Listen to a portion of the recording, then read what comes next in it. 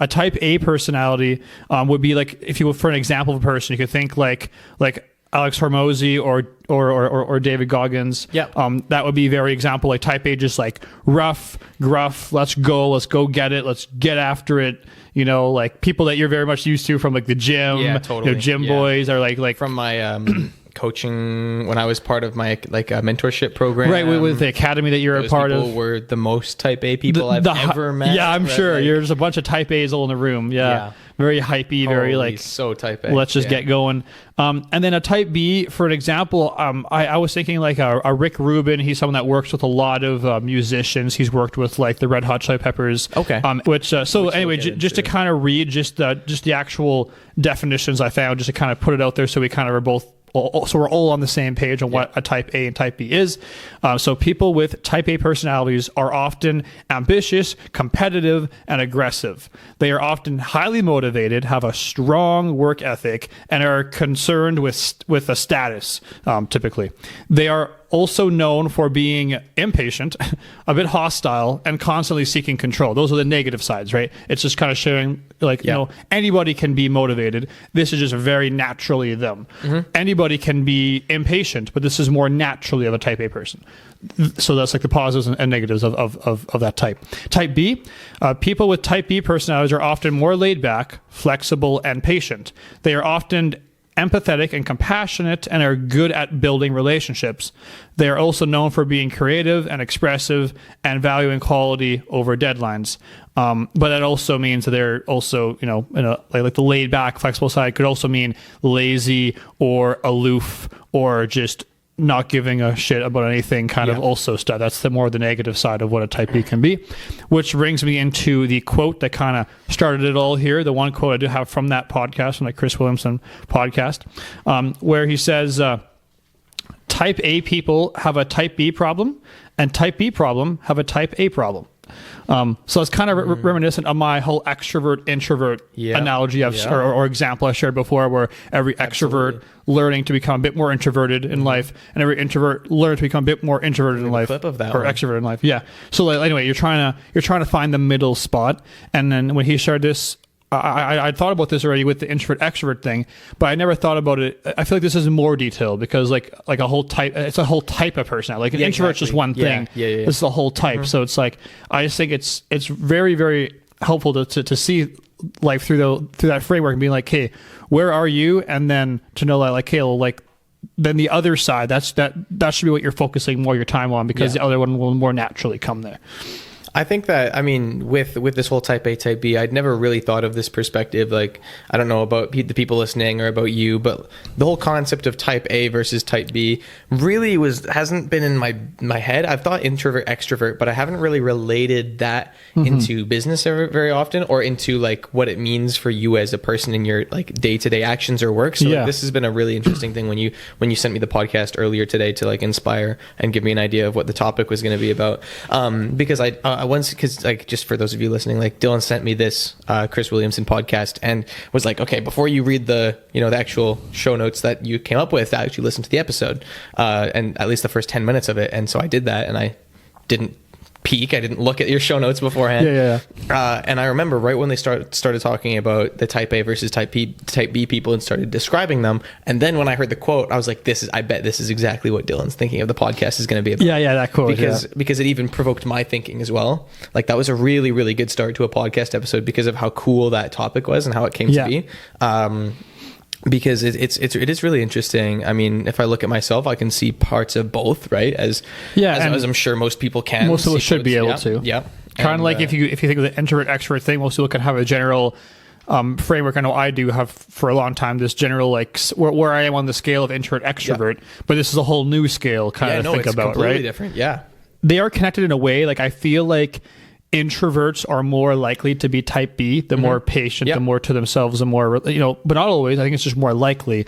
I would have to look up data on this, but I would also have to think that Oh, it's literally written here. You literally said that people who are type B are known to be more creative. Yes, because yeah, I think yeah, that they that- would. That's something I thought. That I was part for sure. I thought I was Yeah. coming up with that because I was like, well, quality over quantity, right? Someone's going to take more time, make sure that their Yeah. thing is more fleshed out, right? That person's probably going to be type B. So you focus on the thing that you're weaker on, which makes sense. And the same with this type A, type B thing. You have to right away just think about where you're at on that scale and then be like, okay, acknowledged. I am more type whatever it is. Cool. That's good. That's not all that you are. It's just a general framework. Some people might criticize this and think, well, what's the point of putting, I don't want to put a label to what I am. People listen to me like that. I know I'm a bit like that. So I know maybe other people like that as well out there that don't like too many labels. I understand that point of view because you're trying to look at it and be like, oh, that's entirely me. It's like, no, it's not entirely you. It's just maybe a bit you. And because you can acknowledge it's a bit you can then acknowledge what you need to work on, and therefore it gives you a direction of something to work on, rather than being completely clueless of what needs to be done in your life. Like if you really just can't be like, okay, I just don't know what I am.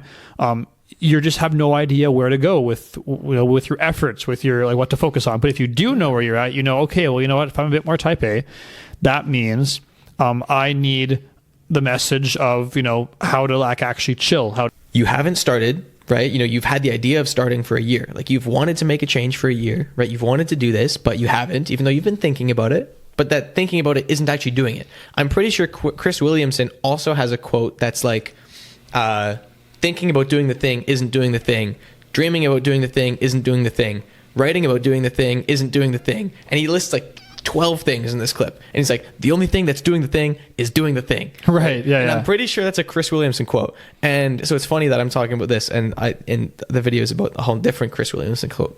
But I quote that in the post, and I'm just like, and at the end of it, I'm like, if you just start, it might be imperfect, it might be not that great, but that means you're starting, and that means you can optimize over time. Yeah. Right. And so the way I've grown up is my parents were very type B, and then all of a sudden I decided I wanted to do more type A.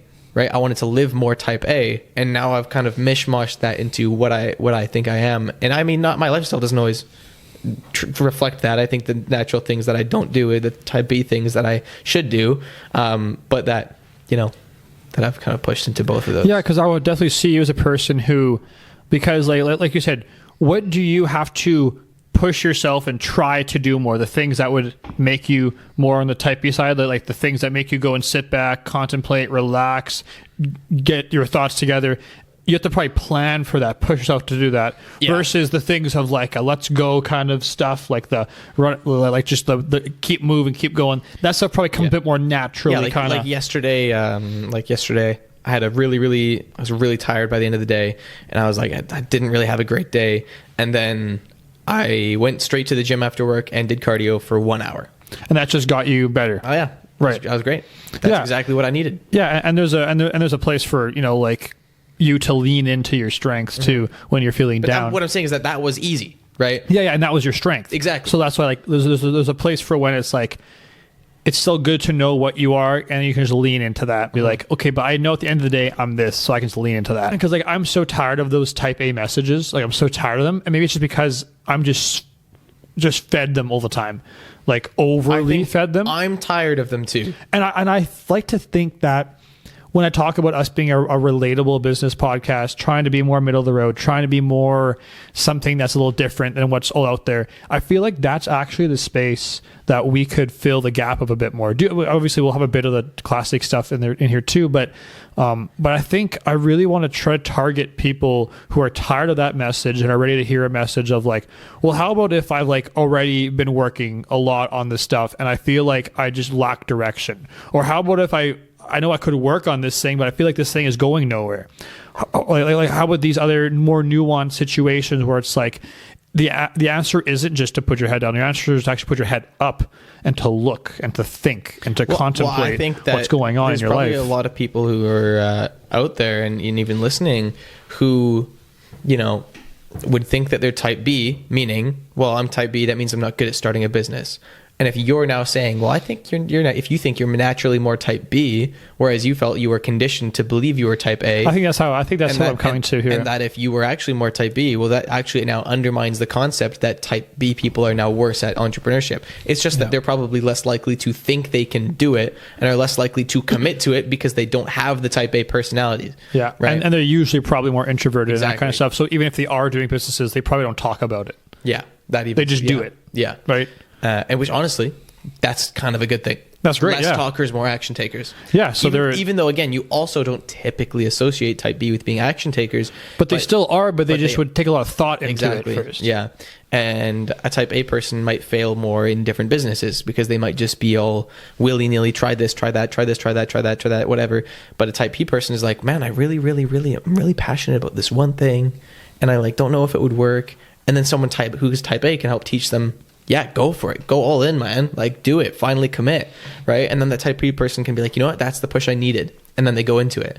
And maybe that's a way that someone who's type B gets into something, right? Because they get a bit of that type A push. Yeah. Or vice versa, right?